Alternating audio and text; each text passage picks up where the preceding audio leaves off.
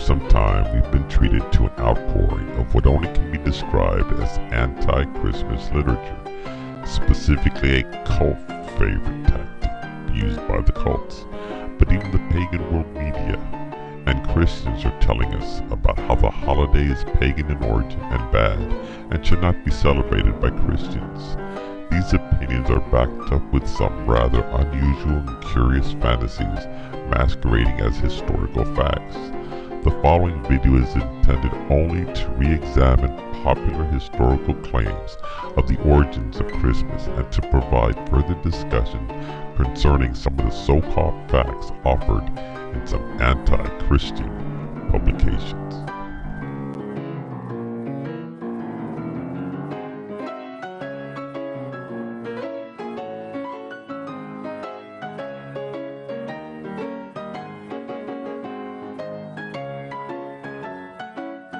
The Christmas tree was regarded as a sacred tree. The pagans of Northern Europe typically worshipped trees. They regarded trees and groves as sacred. So the popular Celtic worship trees are the elm, birch, hazel, oak, aspen, alder, ivy, yew, rowan, ash, pine, willow, elder, and spindle. Notice I did not name any kind of fir tree, because it is not. To many the oak tree was the worship tree of Thor, not Odin. The worship tree of Odin was the alder, the beech, the elm tree, the ash tree, and the yew tree. The worship tree of Thor was the birch tree, the holly tree, the redwood tree, and the rowan tree. Now the pine tree looks like a fir tree, so I guess this could fit. But the gods who was worshipped here was Artemis, Ariadne, Rhea, Cybele, Junotia, Aragon, Dionysus, Bacchus, Merlin, Pan, Etus. But it was not Odin or Thor. There are also 16 different types of Christmas trees and only 3 are pines. Condemning all Christmas tree, because of just 3 types of pine trees is like throwing the baby out with the dirty bath water. The most popular Christmas trees and the ones sold mostly in stores are the Douglas fir, the Fraser fir, and the Noble fir. Those are normally the ones found in homes. You will probably have to make a special request for pine trees. The fir trees were chosen for the Christmas tree for 2 reasons. First, they were trees not used in worship, and second, they are shaped like a triangle, which for us represented the Trinity. Some people have argued that Christmas is of Catholic origin, and that using the word and celebrating it in any sense is therefore wrong because it perpetuates that error. But I would object to this for at least 2 reasons. First, the word itself no longer refers to a specific Catholic Mass. It now refers to a holiday that's celebrated all over the world, both by Catholics and non-Catholics, both by believers in God and even by atheists. And so the word has taken on a different meaning, and it's inconsistent to reject a holiday based on the origin of the word. You know, if we did that, we couldn't use the word Sunday because it comes from the sacred day of the sun. We could not use the word Thursday because it refers to the day of the war god Thor.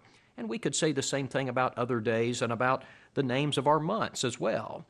But for us, Thursday's not the day we honor Thor, the war god. It's the 5th day of the week. And we could say the same thing about Christmas. To us, Christmas is not a Mass for Christ. It's a day for joy and gladness and warmth when friends and loved ones take an occasion to meet and mingle and exchange gifts and good wishes, and they relax in a season of happiness and goodwill. I'd like to take a crack at saving Christmas myself.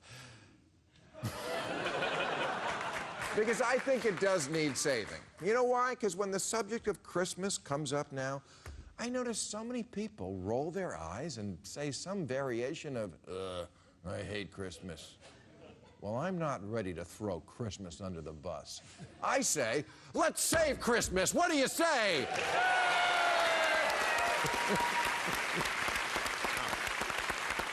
All right, now...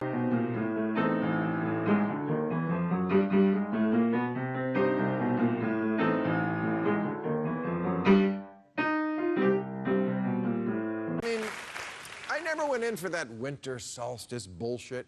I have too many good memories wrapped up in the word Christmas. To me, it's about family and memories and the looks on the carolers' faces when I set the dogs on them.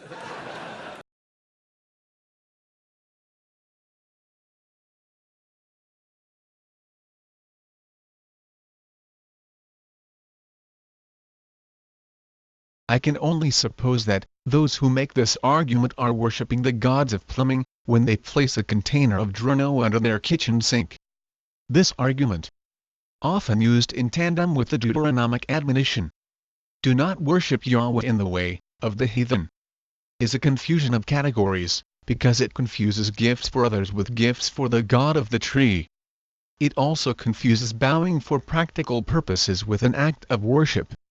If it were, Elisha could hardly forgive Naaman for bowing in the temple of a pagan deity, when he assisted his aged master. In any event, no one is worshipping God, or a god with Christmas trees. A Christmas tree neither serves nor is used to worship God. The Christmas holiday ideally is meant to honor God by practice of observation and of memorializing an event associated with an act of His, namely, the Incarnation. In that way it is closer to the way Israel laid rocks down as a memorial at such events, as the parting of the Jordan. This is an important distinction. Worship in the biblical world meant service, not just ritual bowing. While one may worship someone that one honors, worship is far from the only means to ascribe honor.